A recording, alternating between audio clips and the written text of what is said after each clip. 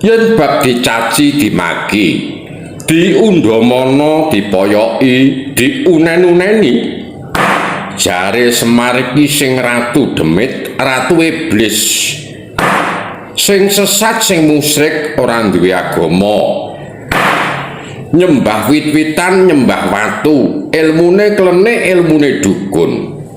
Semar kuwi wis wareg nganti mbunek-mbunek lan mudhek-mudhek nganti enek.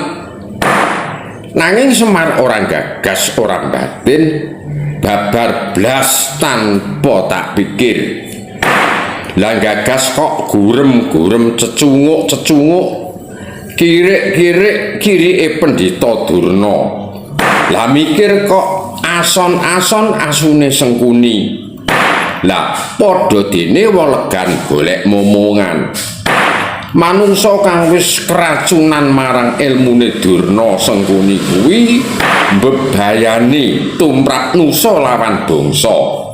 Awit nalar lan akale wis diwalik sabab kasrimpung ubaling karep njur kablinger nalare diwalik atine. Duweni mata mung bisa melolok, duweni mripat nanging picak, duwe netra nanging wuta, duwe paningal nanging radikal. Sing bener diluputake, sing luput dianggep bener.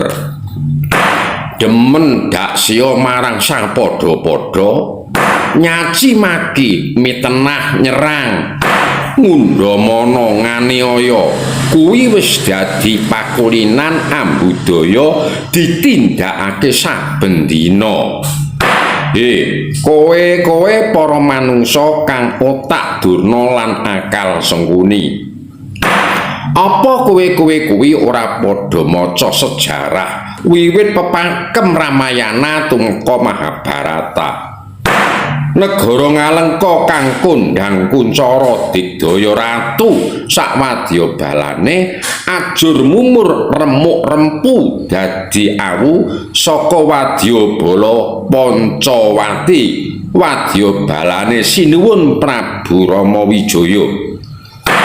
Negara Eka Cakra manah ilang ratu kang kondhang mangan manungsa. Prabu Baka negarane ajur luluh ratune mati, negarane rata bumi.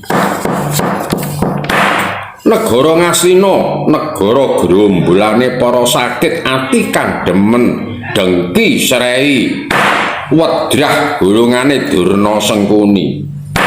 Kadhas mitapis ludes tanpa sisa duk perang adil Bratayuda Jaya binangun. Bali nyang lakon iki kalamun manungsa kang padha ngiyup marang undang-undanging negara, nanging wis padha ora percaya marang aparat-aparaturing negara, ora percaya konstitusi, ora percaya penegak hukum. Apa kuwi ora jeneng makar? Kepengin ngrubuhake negara, kepengin ngucaracir pranatan. Ewa dene yen dituturi malah nyerang ngajak perang. Dasar bangsa tenan. Apa maneh akun-akun seluman sing ora cetha kuwi. Upama Semar iki dadi gentaning negara kena apa yen bela bangsa lan negara tok anggap salah kuwi ya nalar lan otakmu sing cacat lan sing semplok. Dasar nalar-nalar bosok iku kok ndelalah.